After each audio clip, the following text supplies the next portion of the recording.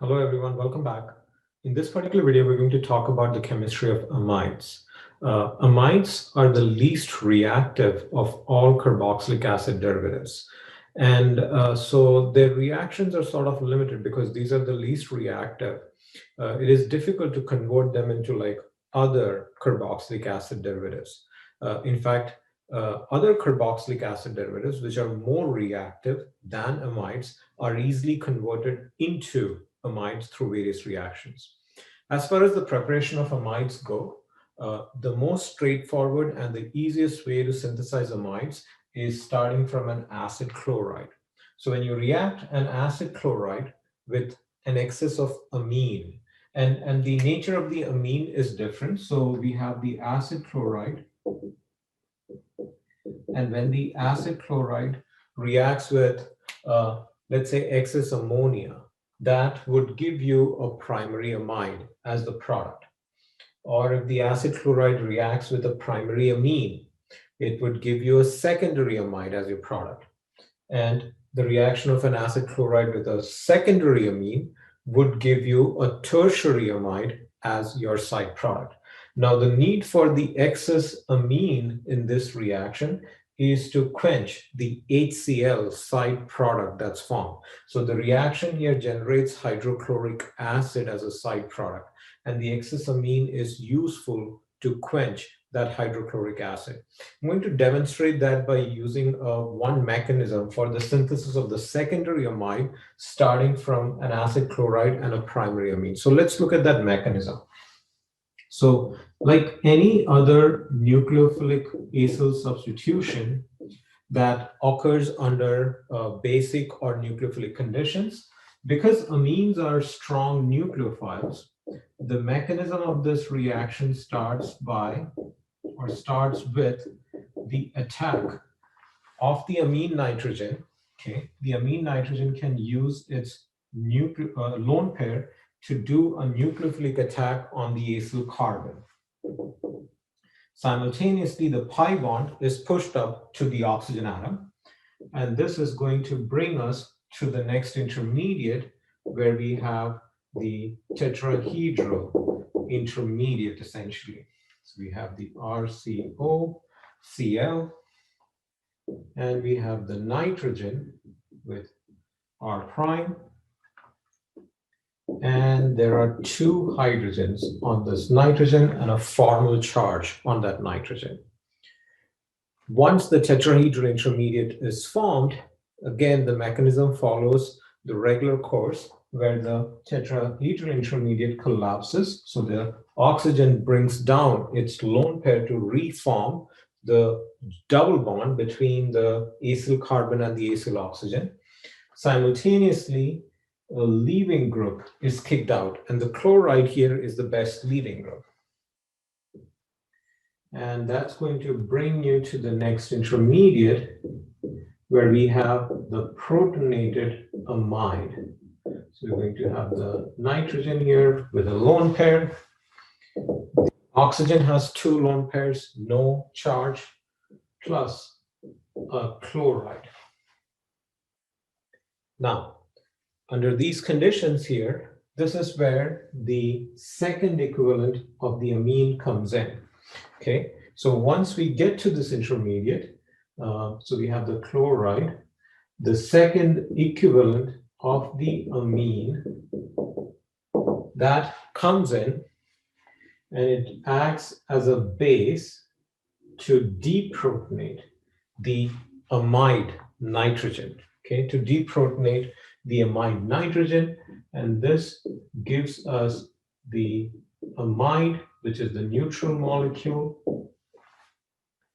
plus it's going to give us the ammonium ion. So the primary amine, the second equivalent of the primary amine, is converted into an ammonium, and along with this would go the chloride. So basically have an ammonium chloride, but it's an alkyl ammonium chloride. So that's a mechanism of this reaction. The mechanism would be similar for any of these reactions when you substitute the primary amine with either the secondary amine or just ammonia.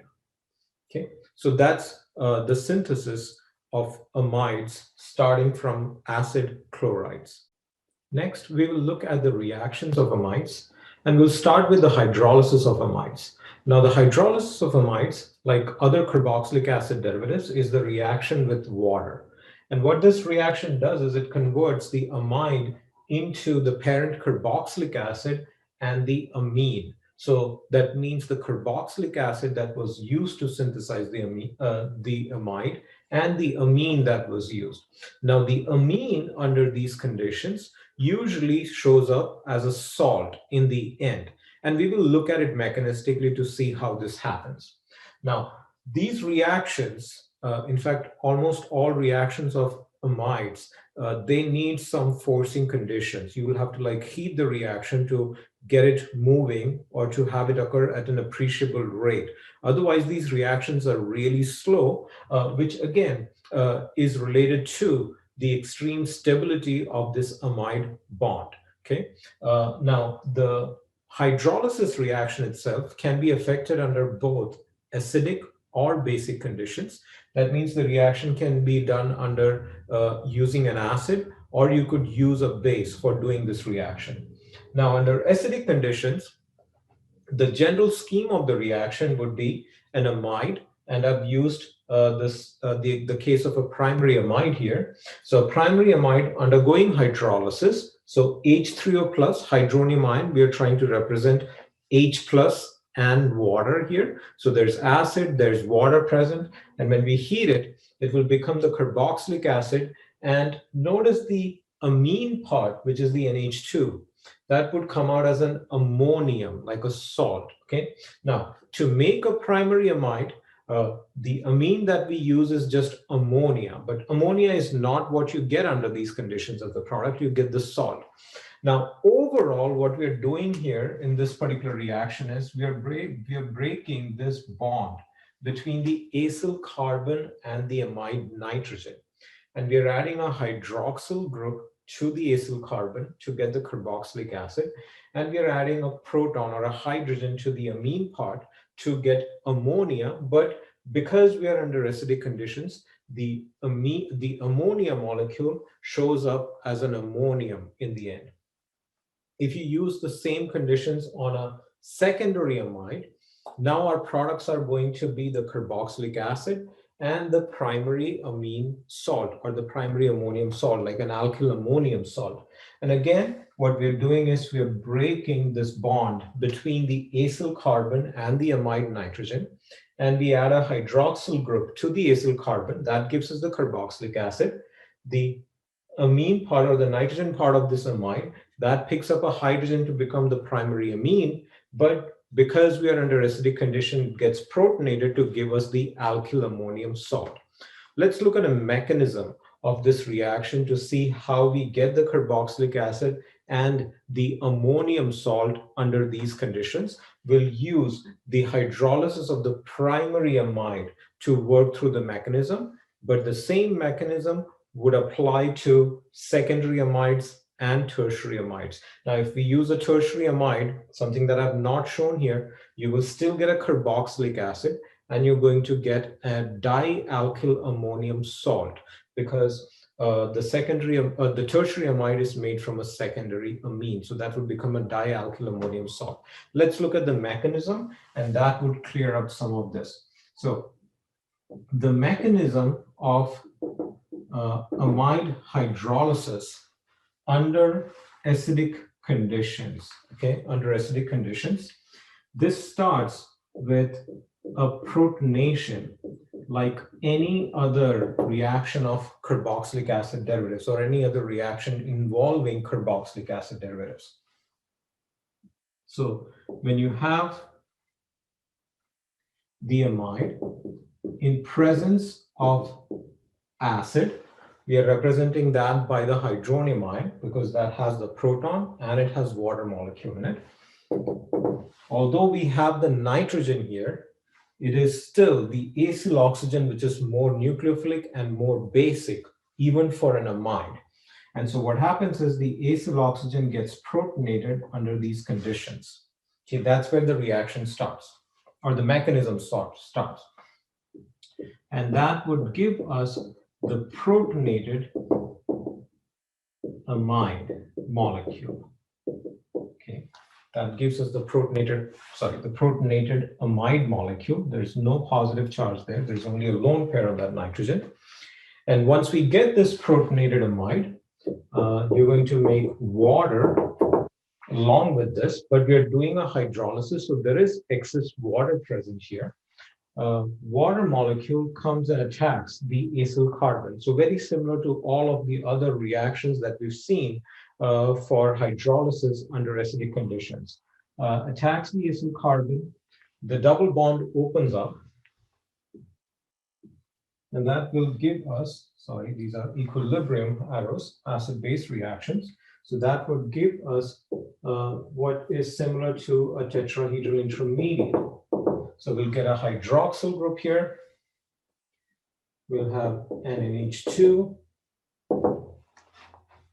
And we should have the water molecule attached to this carbon. And once we get here, since we have this protonated intermediate, the next immediate step is going to be a deprotonation. So another water molecule is going to come in and deprotonate that water. It's not a water, but it's like an oxonium species that's connected there. So it will deprotonate, and it will give us hydroxyl, NH2, and another hydroxyl plus hydronium ion. Okay, and at this point, again, as we do for every other mechanism, what we need to do is we need to get rid of the amine. We have to break this bond between the acyl carbon and the nitrogen. So we need to break this bond here. And under acidic conditions, the way you do it is, or the way it works is, the amine is going to get protonated here. Okay.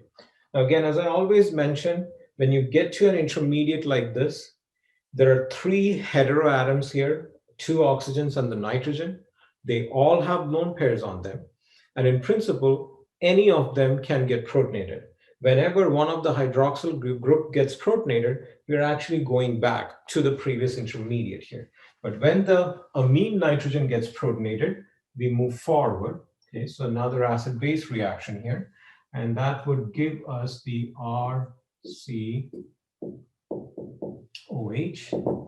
So the hydroxyl group, another hydroxyl group, and we've got the NH3 now with a positive on that nitrogen. The nitrogen now has a formal charge because it has got 4 bonds to it. And along with this, we will get water from that hydronium ion. I'm just writing all the intermediates because we're working on a mechanism. Okay. Now, the NH2 group, which has to leave, is now a good leaving group because that nitrogen has a formal positive charge on it. So it's a good leaving group at this point. And so one of these hydroxyl groups, okay, there are 2 hydroxyl groups, either one of them can push down a lone pair and assist with the loss of this molecule, ammonia. And that's going to bring us to a carboxylic acid, which is protonated at the acyl oxygen, along with ammonia molecule. So the ammonia came out. Now, at this point here, we have a protonated carboxylic acid that's protonated at the acyl oxygen, and we have ammonia. Ammonia is a strong nucleophile and a strong base. So the ammonia molecule is going to deprotonate this carboxylic acid. And what that means is we're going to end this mechanism by generating the free carboxylic acid. Okay, so we get the carboxylic acid, but along with it, we're going to make an ammonium ion. So that's how we get the ammonium ion in this mechanism or in this reaction. Now, this last step here where the amine deprotonates this acid is highly favorable because the amine is a strong base. And so that would basically pull this whole reaction forward, and it would help the hydrolysis of the amide. But because we are doing it under acidic conditions, we get the carboxylic acid as our product, which is here, and we get the amine as a salt.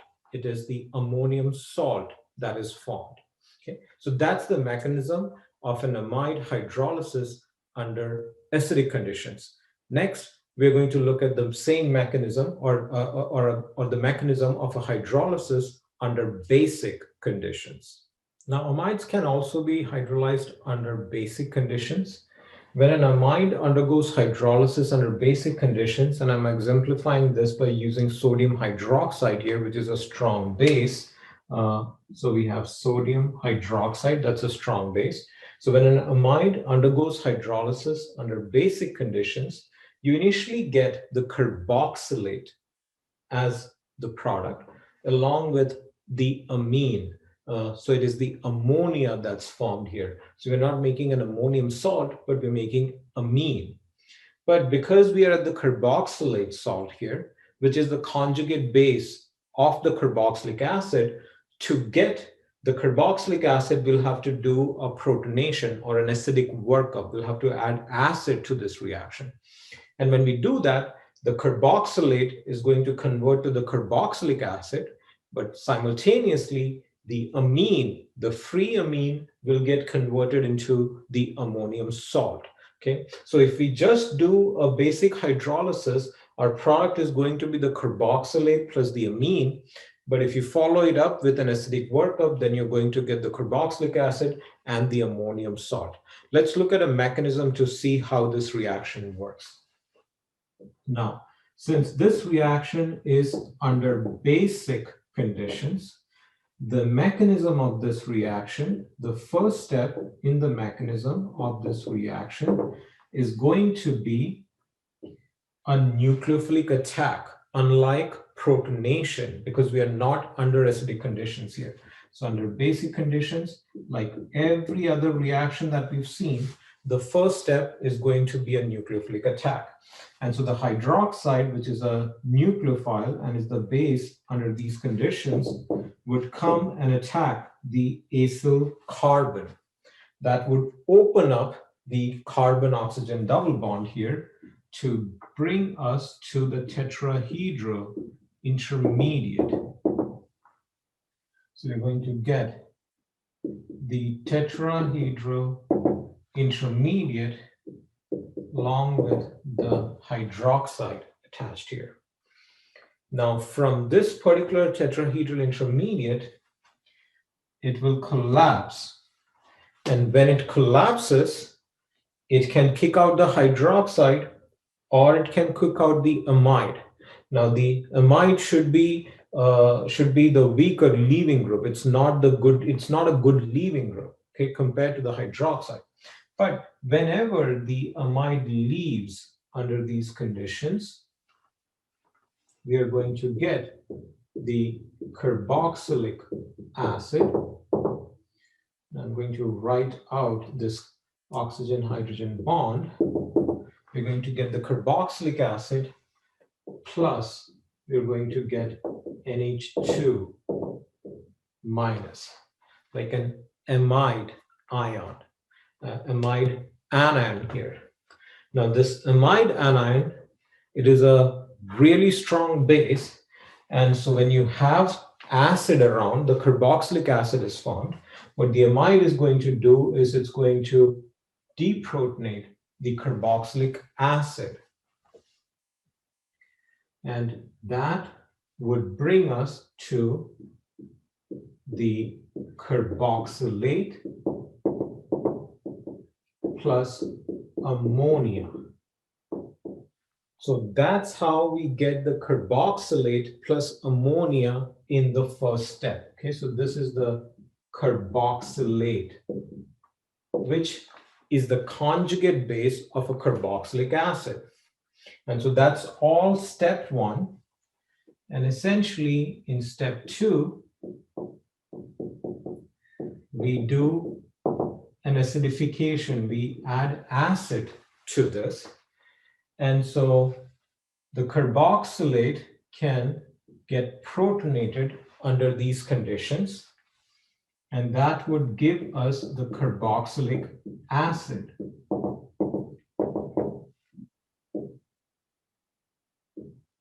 Give us the carboxylic acid. But since we are under acidic conditions here, the ammonia molecule can also get protonated here.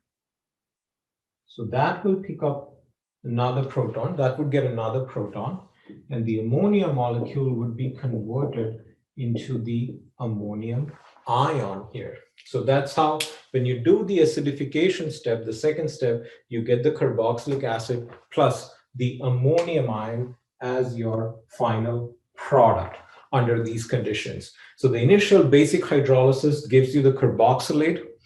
The acidification gives you the carboxylic acid plus the ammonium ion. Now, important thing to remember about this mechanism, or sort of realize about this mechanism, is that when you get to this tetrahedral intermediate, there is a very high likelihood that the hydroxide may get kicked out when the tetrahedral intermediate collapses. And if the hydroxide gets kicked out, then essentially you're going back to the starting amide and the hydroxide, and then the attack would happen again. But whenever the amide gets kicked out, that's when you move forward and you finally arrive at your carboxylic acid and ammonium ion. So that's the basic hydrolysis of amides. Both the acidic and basic hydrolysis of amides, they need forcing conditions. So a strong base along with heat would be required here. Next, we're going to look at the reduction of amides using lithium aluminum hydride. Now, what this reaction does is it converts the amide into an amine. Okay, so the amide is converted into an amine. And I've basically captured two generalized examples here to show what sort of products are formed. So if you start with a primary amide and you react it with lithium aluminum hydride in excess, followed by a workup, an acidic workup, your product is a primary amine.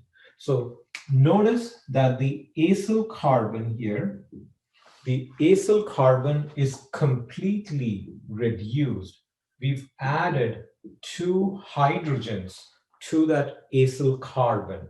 Okay, the double bond O, the oxygen, is completely removed, and you've added two hydrogens to get the primary amine. If you start with the secondary amide, again, the acyl carbon here is completely reduced. We've added two hydrogens, and your product is going to be a secondary amine. Similarly, if you start with a tertiary amide, your reaction would be a tertiary amine. Let's look at some examples here to see what sort of products do we get here. So if we start with benzamide, so it's a primary amide, and we reduce this with lithium aluminum hydride in excess, followed by an acidic workup, our product here is going to be benzylamine. Okay, so the acyl carbon here is completely reduced to a CH2 group. That's what happens in this reaction. If we use a secondary amide, say we have a secondary amide like that, okay, so this nitrogen is secondary because it's connected to one carbon containing group here and another carbon containing group over there. When you do a similar reaction, reduction using lithium aluminum hydride excess followed by an acidic workup, have 1, 2, 3, 4. So this is N-methyl butanamide. Okay, when we do this reaction, we're going to get 2, 3, 4. going to have NH and CH3. So notice that acyl carbon, which was carbon number 1, is completely reduced to a CH2 group. Let's look at the mechanism of this reaction. How does this reaction work? We'll use the reduction of primary amide using lithium aluminum hydride to walk through the mechanism of this reaction. The primary amide will be converted to a primary amine under these conditions. So it is believed that the initial step in this mechanism would involve an attack by the hydride on the acyl carbon and a simultaneous opening of that carbon-oxygen double bond. Now, this first step is very much like all other acyl reactions, nucleophilic acyl substitutions that we've seen under nucleophilic or basic conditions.